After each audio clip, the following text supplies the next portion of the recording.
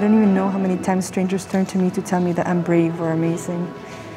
They're basically congratulating me for being able to get up in the morning and remembering my name. Ich habe 8 Hände und 12 Augen. Ich kann um die Ecke sehen und alle Seiten gleichzeitig sehen.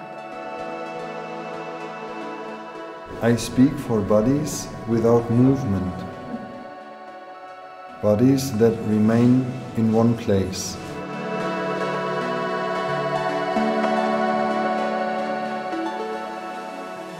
Habt ihr auch eine Geschichte?